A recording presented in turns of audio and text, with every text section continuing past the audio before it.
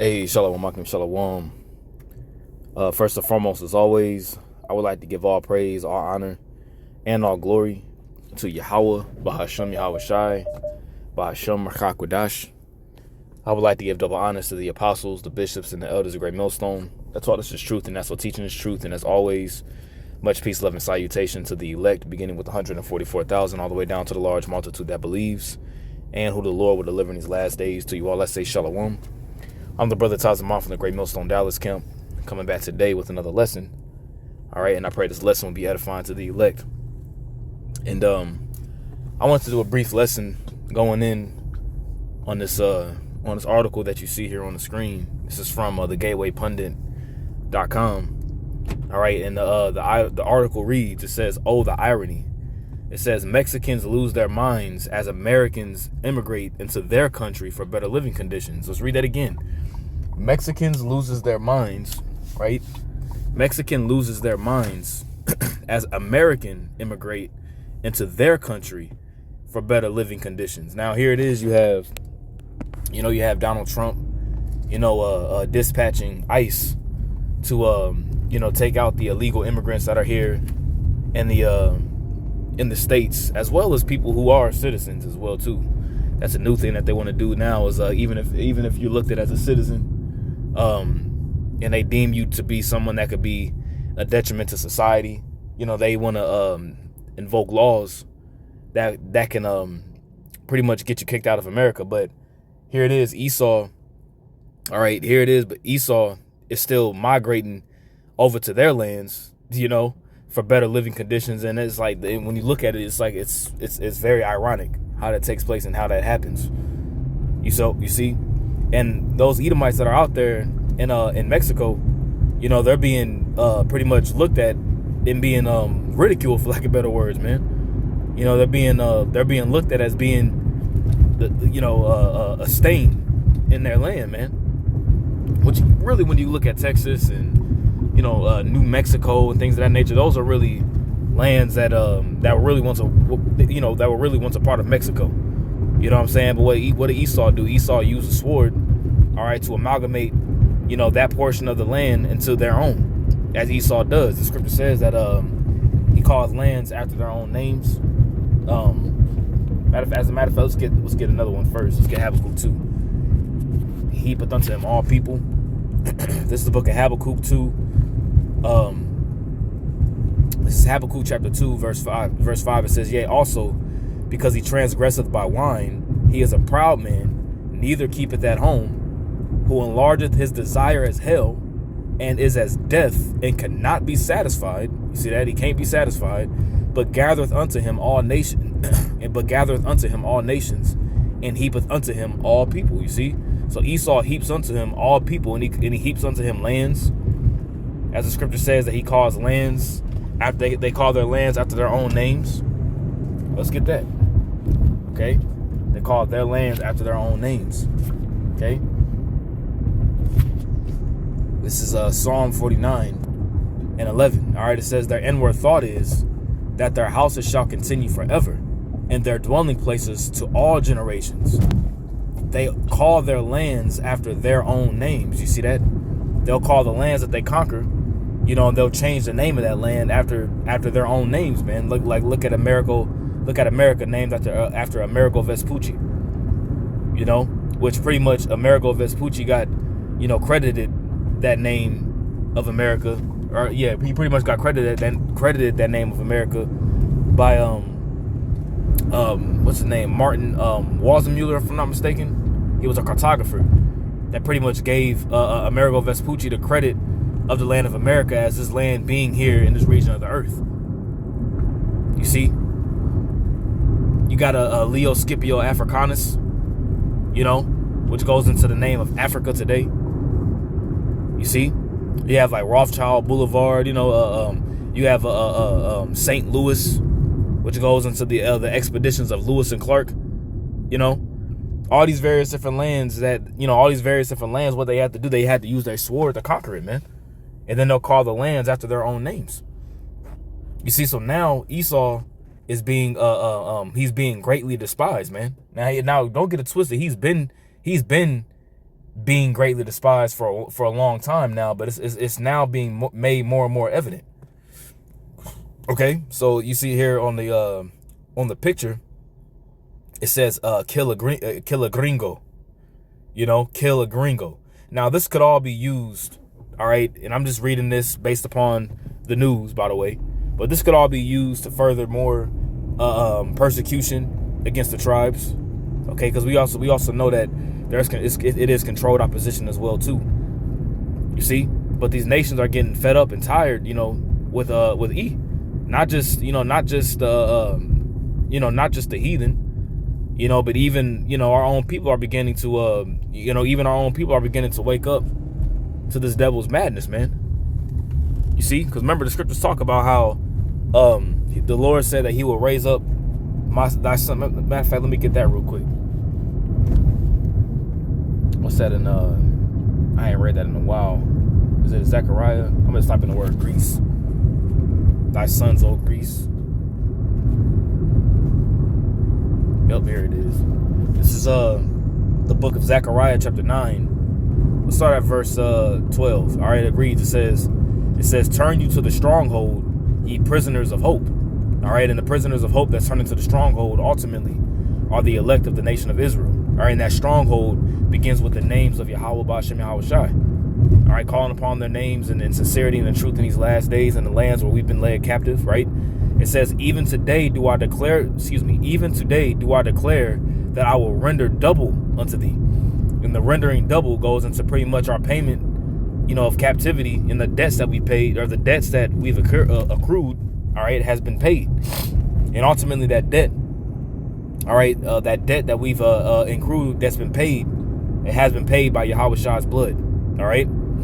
It says, when I have bent Judah for me, filled the bow with Ephraim, and raised up thy sons, O Zion, against thy sons, O Greece. You see that? Let's read that again. When I have bent Judah for me, and who is Judah? Judah begins with the so-called Negroes. All right, it begins with the so-called Negroes, going down to the Haitians in the West, going into the West Indies. Judah, Benjamin, and Levi. Right? It says, filled the bow with Ephraim. You see that? And Ephraim, all right, is the Puerto Ricans, the so-called Puerto Ricans, but Ephraim is the head, all right, of the northern kingdom. So pretty much the northern and the southern kingdom, all right, would be looking eye to eye to a degree. Now, the only ones that are going to truly look eye to eye spiritually are the elect of the nation of Israel, going into the tabernacles of David being built as in the days of old. But you will have Judah and Ephraim, those that are of the 2/3 that are going to kind of be like to a degree a shield, but they're going to be raising up all kinds of hell, here in the States and here in different areas. You see, so it says when I have bent Judah for me, filled the bow with Ephraim, and raised up thy sons, O Zion, against thy sons, O Greece, and made thee as the sword of a mighty man. You see that? So it's going to be fighting and turmoil going on between Israel and who is Greece here talking about? It's talking about the Greeks. Who are the modern day Greeks today? The Edomites, man. You see that? So this is all prophecy, coming to head, man. So it says Mexico City residents riot on July 4th over Americans moving into their country. You see, and it happened on the 4th of July, so-called Independence Day. All right, it says the people of Mexico are getting a taste of their own medicine after years of flooding into America, both legally and illegally, by the millions. Let's read that again. The people of Mexico are getting a taste of their own medicine after years of flooding into America, both legally and illegally, by the millions, because now you got people that are flooding into Mexico, right? It says on July 4th, hundreds of unruly demonstrators held a protest in Mexico City against the gentrification of their neighborhoods. You see, and Esau is known to gentrify. You see, now what's the definition of gentrification? Let's get the definition here. Gentrification. It says the process whereby the character of a poor urban area is changed by wealthier people moving in. You see that? Let's read that again. The process whereby the character of a poor urban area, right, is changed by wealthier people moving in. So there'll be an area that's run down and beat up, and then you'll have wealthier people that'll move in. And as the wealthier people begin to move in, what happens is that the prices in that particular area get higher. You see, it's like that happened with Highland Park here in Texas. And when you go to Highland Park, that's man, bro. You gotta if you were Jake driving around in Highland Park, man, you probably had the cops on your ass riding around out there, man, because it's a predominantly it's what a 98 to 99% Edomite population in that area, and it's very, very rich, it's very, very lofty over there. You see, so but Esau would gentrify that area. He'll go and gentrify a place. It says the process whereby the character of a poor urban area is changed by wealthier people moving in, improving housing, and attracting new businesses, typically displacing current inhabitants in the process. And Esau is known to displace people, man. Look at what Esau is doing over there in the land of Israel today between the so-called Palestinians, man. That's a process of gentrification that's going on. And that goes all the way back, to the mid to late 1800s, man. The British going over there and occupying that area. Them making deals with not making deals, but them pretty much telling the Ottoman Turks, like, look, the Turks was like, look, this place is pretty much open for anybody to move in. We just can't push them out due to somebody else's belief or race, And then, with the help of the British, they established the state of Israel for a home of the so-called JEW-ish people. And that's a process of gentrification, kicking out the people who was already in the land, which the people that was already in the land, that land doesn't belong to them either, But Esau has a process of doing that, man, displacing people, typically displacing current inhabitants in the process. And what happens whenever you displace the current inhabitants in the process? You take away a man and their heritage, man. Their heritage goes with them. As it says in that's what happened to Israel. That's what happened to us. You see? And once again, Esau is known to do that. And how does he do that? He does that with the sword, man. With his blessing. You see? All right, so let's go back. It says, let's see. Right, it says on July 4th, hundreds of unruly demonstrators held a protest in Mexico City against the gentrification of their neighborhoods, which is playing a role in rising house prices. There it is. You see that? It says the furious Mexicans accuse Americans of stealing their homes and imposing their culture on them. You see that? Stealing their homes, one, and two, imposing their culture upon them, man. You see? And Esau is known for doing that. This is Esau's MO all day. He'll go into a land that's not his, steal and reap the resources out the land and make people assimilate to the culture that he brings forth, man. Using his pseudo signs, using his sword. You see? It says, do these phrases ring a bell back? It says, do these phrases ring a bell back in the States? It says, speak Spanish or get out of here. One protester also said. You see that? Speak Spanish or get out of here. And that's what they're telling Esau out there in Mexico, man. And the scripture says that he is greatly despised. He would be greatly despised, man. What's that in Obadiah? Thou art greatly despised. Let's get that. Yep. This is Obadiah 1 and 2. It says, behold, I have made thee small among the heathen. You see that? And Esau is really the most insignificant, because that word small in the Hebrew is kotan, which means to be insignificant. He's really the most insignificant, of the heathen, man. You see? He's the most insignificant. He's the most he's the basest man. The scripture says that let me get that real quick in Daniel 4. The basis of men. The Lord will set up the basis of men over us, right? Daniel chapter 4, verse 17, it says, this matter is by the decree of the watchers, and the demand by the word of the holy ones, to the intent that the living may know that the Most High ruleth in the kingdom of men, and giveth it to whomsoever he will, and setteth up over it the basest of men. You see that? So the Lord really set up the Edomites as a the Lord really set up the Edomites over us as a punishment. You see, so the Lord was like, all right, you want to disobey me? You want to follow after the customs of the heathen and not keep my commandments? I'm going to set the worst of the heathen over top of you, to the point whereas they're going to be ruling over you. The lowest of the low of the bottom of the totem pole, he put them ahead of us. You see, as a punishment. Okay, so going here back to Obadiah, says, behold, I have made thee small among the heathen, right? Thou art greatly despised. You see that? Let's read this in the NLT. It says, Yahweh says to Edom, I will cut you down to size among the nations. You see that? You will be greatly despised. You see that? Esau is being greatly despised everywhere he goes. That's why the scripture says that his borders will be called the borders of wickedness. Nobody wants this devil around him, man. You go to Mexico, you ruin everything out there in Mexico. You go to these various different areas of the earth, you just ruin it, man. So now the chickens are coming home to roost. You see, you're no longer looked at as you're no longer looked at as the beacon of morality or the hunk of the earth. You see, everybody's looking at you as you the problem. You see, you're the 100% problem. You see, and the only solution is to cut out the disease. A physician cutteth off a long disease. That's the only solution. And who's that physician? Yahweh Shah HaMashiach. All right. This is fair use. Let's take a look at this.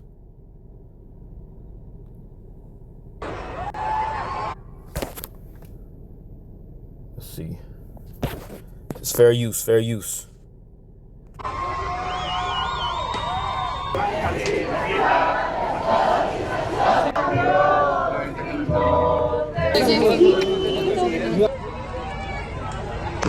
It says hundreds of demonstrators gather on July 4th in Mexico City to protest against gentrification. Against it. See that? And once again, that's what Esau is known for. He's known for gentrifying. Esau gentrifies the world, man. And what does he do with that gentrification, man? He spreads forth his wine and his philosophies, man. Let's go back to Habakkuk 2. All right, this is Habakkuk 2. And let's see. Right, this is Habakkuk 2 and 9. All right, it reads, it says, woe to him that coveteth an evil covetousness to his house. Let's read that again. Woe, which is destruction, to him that coveteth an evil covetousness to his house. And what is covetousness? Is greed. And how has Esau gotten rich? He's gotten rich through greed. He's gotten rich through deception, deceit, lying, murder, treachery, right? It says that he may set his nest on high, that he may be delivered from the power of evil. You see, and he's not going to be able to deliver himself from the power of evil, man. You know, and the scripture says, though he sets his nest amongst the stars, thence will I bring thee down. Right? It says, thou hast consulted shame to thy house by cutting off many people, and hast sinned against thy soul. You see, he cuts off many people, man. You see? Look what he did. Look what he did when he came here to the Americas, man. That was the biggest form of gentrification that you can, as a matter of fact, let me do this real quick. American picture of Lady Liberty. Let's see, Lady Liberty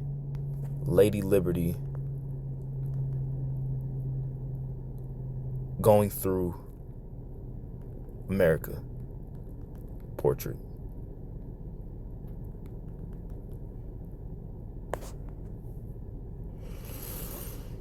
I know it's not what it is. Here it is. Look at this. This is the greatest form of gentrification right here. This is gentrification.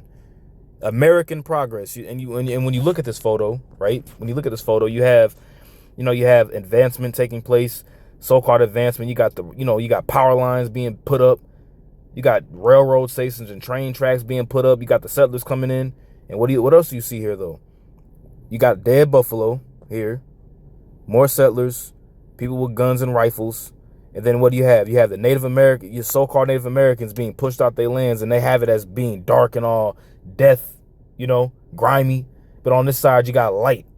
And this is Esau, man. This is the madness and deception of Esau, man. This is the greatest form of gentrification right here. Destroying the land, destroying the buffalo, destroying the people that was there. This is gentrification. This is what Esau brings, man. You see? And Esau is being called out for that madness, man. I forgot what was I reading? Hold up. Yeah, this is what I was reading. Back at Habakkuk 2. It says, thou hast consulted shame to thy house by cutting off many people. You see that? Now Esau's history is being exposed to the truth of the history, I'd rather say. He's being exposed of being a damn murderer, man. And nobody wants him around. And has sinned against thy soul. Let's jump down to verse 12. Woe to him that buildeth a town with blood, establisheth a city by iniquity. And how did Esau do that? He did that with the sword, man. He builds a town with blood. He takes the people out in that land, in that city, in that region, and then he establishes it with his philosophies and his wicked philosophies and his doctrines, man. Morality gets passed, you know. All kinds of disorder gets passed. That's the new way of life in that region of the earth. You see? So you're gonna be punished for all that. And one of the first reasons and one of the first ways, I'd rather say, to show forth that you're being punished is the people rising up against you.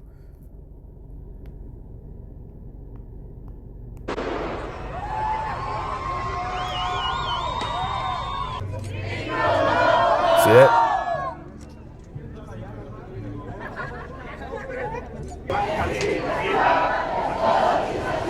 Protesters highlighted the struggles faced by locals due to soaring rents and neighborhood transformations. See that? Prices get higher. You know, they get the hell out of our land, man.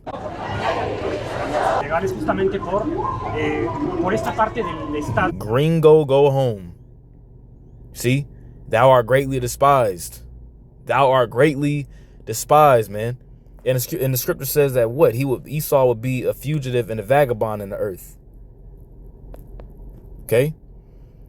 It's Genesis 4 and 12, verse 11. It says, and remember, this is the Most High. This is the Most High speaking to the serpent, which it wasn't an actual literal snake. It was a diviner. It was a serpent-like individual. See?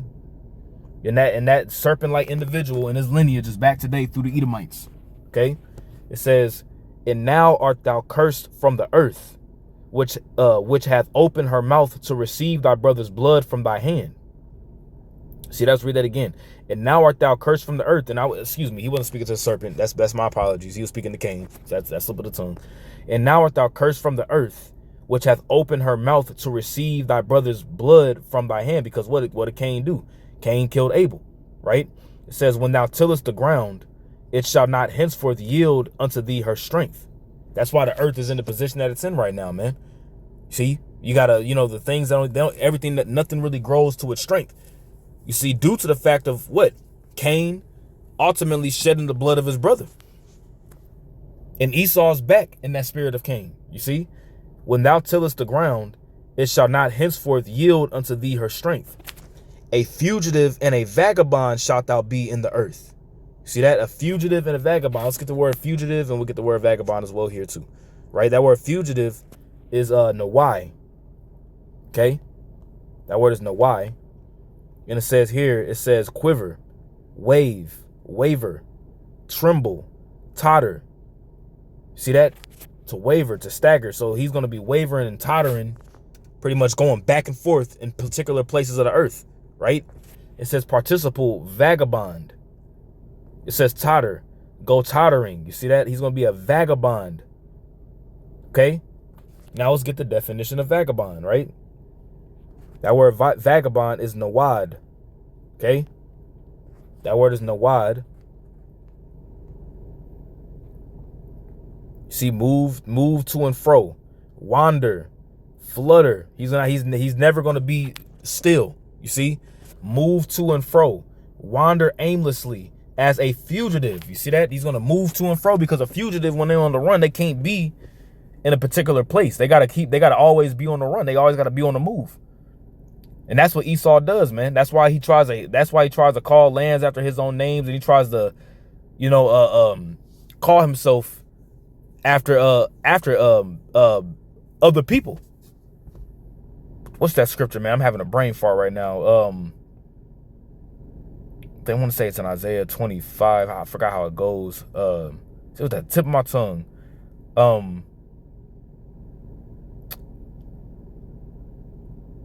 Yeah, covering cast over all people.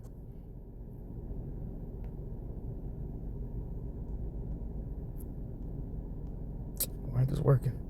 So like, hold on. There we go.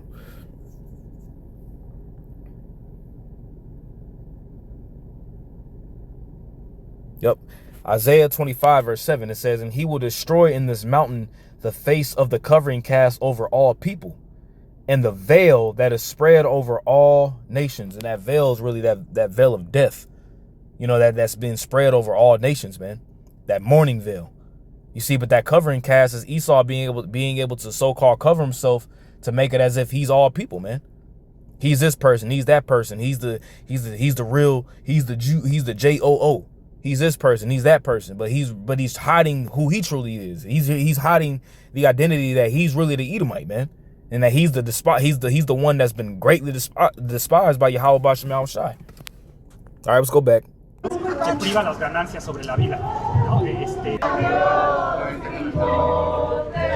influx of U.S. migrants in districts like Colonia Condescia has exacerbated gentrification issues, prompting calls for illegal reformation. Pay taxes, speak Spanish. Affluent foreigners, particularly Americans, are increasingly working remotely in Mexico City due to its lower cost of living compared to most American cities. So you got people that are doing remote work that are actually moving out to Mexico, living out there because it's cheaper.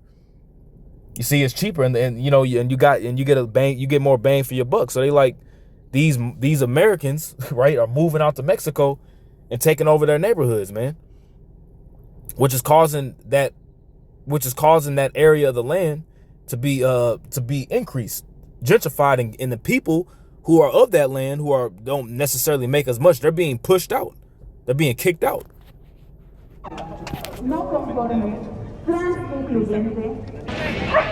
This trend has sparked backlash because many Americans can stay in Mexico for up to 180 days without a visa. Just bear with me 1 second. I got to pause it real quick. All right, let's go. The reason we've gathered here is precisely to hear the thoughts of many victims, mainly young people today for whom it's almost impossible to live, to find housing. It's not just that. We're living the consequences of gentrification, which is the government directing its public policies towards people with higher purchasing power, often illegally displacing local populations who have lived in these neighborhoods for 40, 50, and we have documented cases of up to 60 years. See that? So these people that's been there, they getting kicked out. They're being pushed out their land, man. Which is not their land. They're just living out there just because it's cheaper. But here it is. You got the tribe of Issachar, and you got the northern kingdoms. The northern kingdom is already there, getting pushed out of their own land in Mexico. Here it is. You got these Edomites that are crying. Get these dirty Mexicans out of here. We get these Mexicans out of here. Take them back to their land. If you can't speak American, get the fuck out. But here it is. You got these red pasty devils in Mexico taking over the land, gentrifying the neighborhoods. And here it is. And their own. Once again, the northern tribes are getting kicked out of the land where they resided, man. First. This is the Edomite, man. This is Esau doing this. The main issues are precisely the rising rent costs, which is the only housing model the government provides. In 5 years, rents have increased by 47%. This is violent for the local population. We are debating whether to pay for electricity, water, or food. Of course, we choose to eat.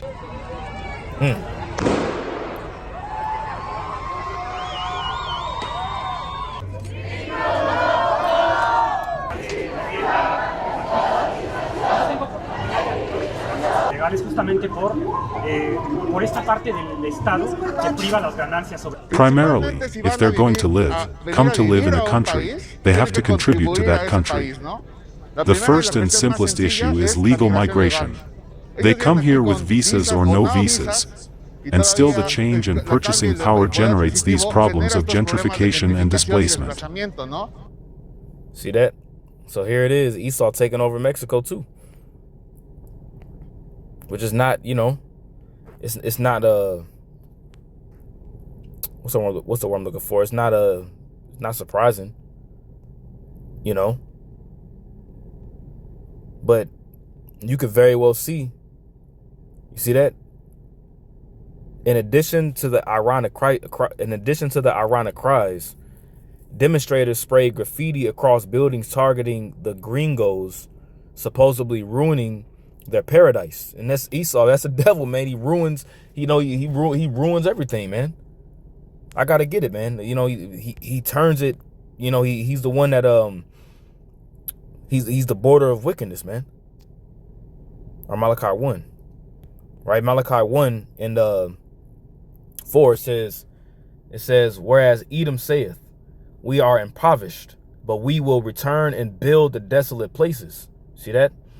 It says, thus saith Yahweh of hosts, they shall build, but I will throw down, and they shall call them the border of wickedness, and the people against whom Yahweh hath indignation forever. You see that? He's going to be called the border of wickedness. Their country will be known as the land of wickedness, and their people will be called the people with whom Yahweh is forever angry. That's a cut. You see, the Edomites are a people who Yahweh Ba'Shem Shai is going to be forever angry with, man. Because everywhere he goes, he just brings forth death. He brings forth destruction. He brings forth disorder. He brings forth lawlessness, man. It says the protest was later, the protest then later took a turn for the worse. As the Associated Press reported, some of the agitators decided to take their anger at Americans out on their local businesses and innocent tourists. You see, and that, and that's going to be the next thing that's going to happen, is that you're going to have, American tourists and things of that nature getting quote unquote persecuted and things of that nature. And it's going to cause for DJ Trump to go out there and occupy parts of Mexico. And I wouldn't be surprised if he wants to wage war in Mexico too. After that. And once again, like I said, this could all just be a ploy for something bigger. See, mass protesters were seen throwing rocks through glass windows of high-end stores, while graffiti on shattered windows read, "Get out of Mexico." But here it is, they're destroying their own area too, which is stupid.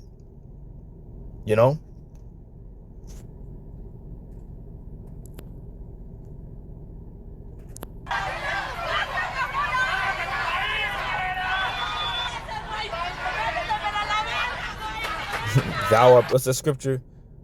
Thou art persecuted. I think that's how it goes. But now thou art let's see.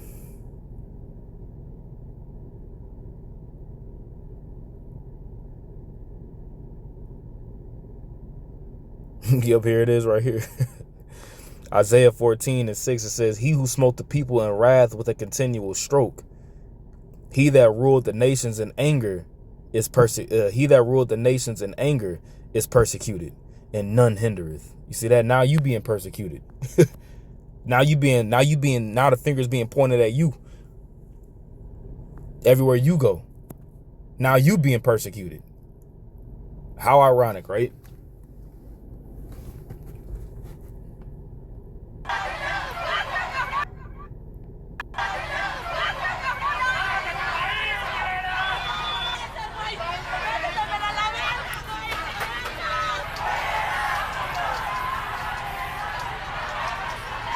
See that? And they're going to use Esau will use this right here.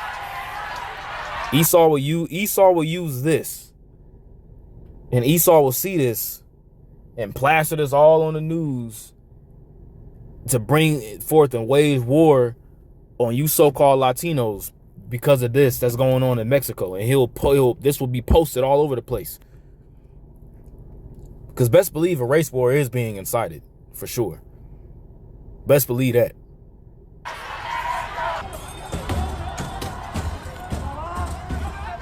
And a lot of these guys that you see covering their faces and things like that, sunglasses on, hats on, these are agent provocateurs too.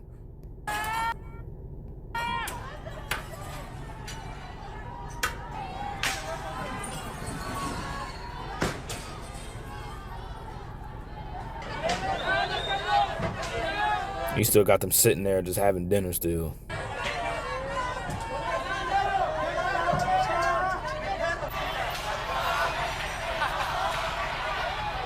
Hey, the scripture says, when there shall be uproars of the people in the earth, earthquakes in diverse places, wars, rumors of wars. These are all signs of Yahweh Bashem Yahweh Shai, getting ready to judge Esau and the return of Yahweh Shai Mashiach. All right, read Matthew 24 as well as 2nd Ezra, the 9th chapter, the first verse going down. Excuse me.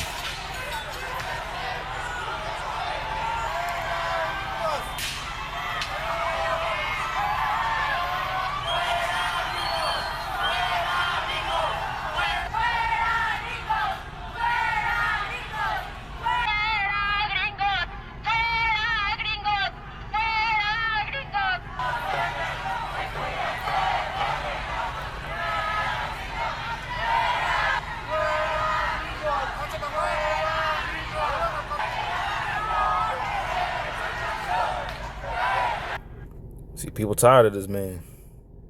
But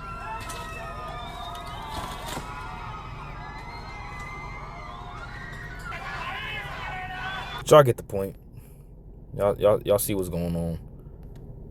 But that's it. I pray this lesson was edifying to the elect. Just keep your eyes open and watch for these things, Once again, I pray this was edifying to the elect. I'm going to give all praise, honor, and glory to Yahweh, Ba'ashem, Yahweh Shai, Ba'ashem, Rakakwadash. Double honors to the apostles, bishops, and elders of Great Millstone that taught us his truth and also teaching his truth, and much peace, love, and salutation to the elect. Until next time I say Shalom.